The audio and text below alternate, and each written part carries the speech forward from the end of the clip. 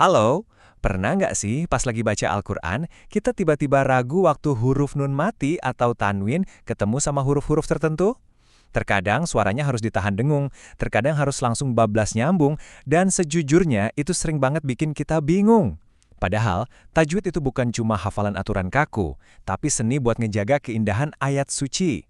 Nah, kalau Anda pengen merapikan bacaan tanpa harus pusing baca buku tebal, Anda ada di tempat yang pas. Kali ini, kita bakal bongkar rahasia di balik hukum tajwid yang sering banget muncul ini. Ini dia panduan lengkap kita, biar bacaan Al-Quran jadi makin lancar, tepat, dan pastinya indah banget buat didengar. Nah, hari ini kita bakal ngebahas 5 hal seru. Mulai dari kenalan sama hukum bacaan idgham, 6 huruf utamanya, bedanya idgham bigunah dan bilagunah, sampai satu pengecualian penting yang wajib banget kita tahu. Yuk, langsung aja! Bagian pertama, kita kenalan dulu yuk sama hukum bacaan idgham. Jadi, kalau secara bahasa, idgham itu artinya meleburkan atau memasukkan sesuatu. Nah, di dalam ilmu tajwid, ini tuh momen di mana suara nun mati atau tanwin benar-benar melebur total masuk ke dalam huruf setelahnya. Hasilnya, dua huruf ini kedengaran nyatu jadi satu huruf ganda yang ada tasdidnya. Ibaratnya nih, kayak dua tetes air yang berdekatan, terus gabung jadi satu tetes air yang lebih besar. Nggak ada jeda sama sekali di sana, suaranya ngalir mulus banget.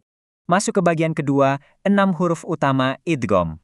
Terus siapa aja sih aktor utamanya?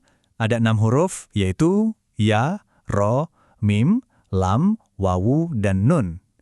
Kalau dihafal acak, wah pasti lumayan repot ya. Makanya para ulama tajwid ngasih satu jembatan keledai atau cara cepat buat ngingat, yaitu lewat kata yarmaluna. Ingat aja kata yarmaluna ini, dijamin deh ke 6 huruf idgham bakal langsung nempel di kepala kita. Dari 6 huruf yarmalunina tadi, hukum idgham ini sebenarnya kebagi jadi 2 jalur utama. Jalur pertama itu idgham bi khunnah, yang artinya kita leburkan suaranya sambil didengungkan. Terus, jalur kedua namanya idgham bila khunnah. Ini kebalikannya, suaranya dilebur murni tapi tanpa dengung sama sekali. Pemisahan 2 jalur inilah yang bikin ritme bacaan Al-Quran kita nanti kedengaran harmonis banget. Oke, bagian ketiga, idgham bigunah, alias melebur dan berdengung. Poin kuncinya ada di 4 huruf ini, ya, nun, mim, sama waw. Biar gampang, kita sebut aja yanmu. Kalau nun mati atau tanwin ketemu salah satu dari 4 huruf yanmu ini, itu artinya kita harus ngerem dikit. Suaranya wajib dilebur, ditahan, dan didengungkan selama kurang lebih 2 harakat atau 2 ketukan. Nah, konsistensi 2 ketukan inilah yang mutlak banget harus kita jaga. Biar makin kebayang, kita langsung coba praktekin aja ya. Kita mulai dari huruf ya dan nun.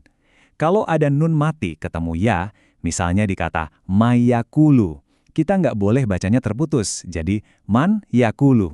Nggak gitu aturannya. Kita lebur dan tahan di hidung, jadinya mayakulu. Untuk tanwin juga sama, wujuhu yauma idzin.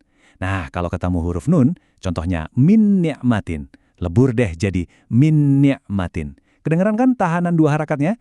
Suaranya nggak buru-buru, tapi ngalir dan tertahan lembut. Cara yang sama persis juga berlaku buat 2 huruf sisanya, mim dan waw. Waktu nun mati ketemu mim, tulisannya memang min ma'alin, tapi huruf n-nya itu hilang total pas diucapin. Ganti jadi huruf m yang berdengung panjang, mim ma'alin. Terus buat waw, dari min waliyin berubah jadi mi waliyin. Bener-bener transformasi suara yang cakep banget pas diucapin. Lanjut ke bagian keempat, idgham bilagunah, alias langsung masuk. Sekarang kita bahas sisa 2 huruf terakhir, yaitu lam dan ro. Aturannya di sini beda banget dan super tegas.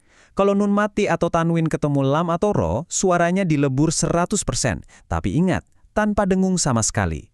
Jadi ibarat kereta cepat nih, kita langsung bablas aja ngelewatin stasiun tanpa berhenti. Suara sengau di hidung harus benar-benar dihilangkan. Terus secepat apa sih bacanya? Langsung aja kita coba di huruf lam. Min ladunhu dibaca langsung bablas, jadi mil ladunhu. Lugus banget kan? Nggak boleh ditahan, jadi mil ladunhu ya. Aturan ini berlaku juga buat ra.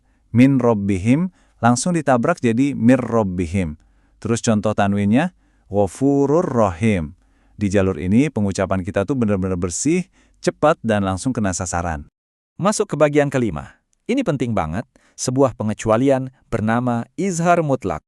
Sebenarnya ada satu syarat mutlak buat hukum idgham ini. Nun mati dan huruf idghamnya itu harus ada di dua kata yang posisinya terpisah.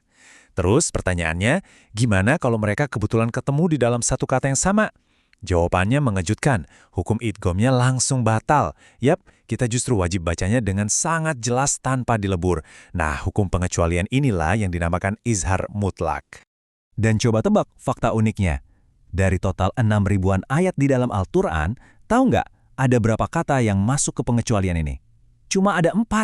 Bayangin, cuma 4 kata. Ini nunjukin banget kalau hukum izhar mutlak ini tuh super langka dan spesifik banget kejadiannya. Berhubung cuma ada 4 kata, mendingan kita langsung hafal sekarang aja deh.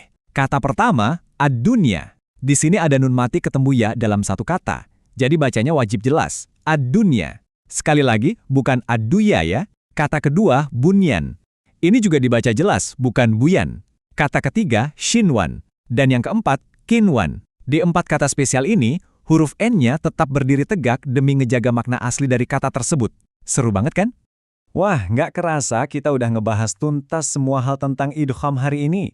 Mulai dari konsep leburnya, ngapalin pakai kunci Yarmaluluna, praktek dari yang berdengung sampai yang bablas tanpa dengung, sampai akhirnya kita nemuin misteri 4 kata izhar mutlak tadi. Sekarang mari kita renungkan, sudahkah bacaan tajwid kita tepat? Ilmu itu baru kerasa manfaatnya kalau beneran dipraktekin kan?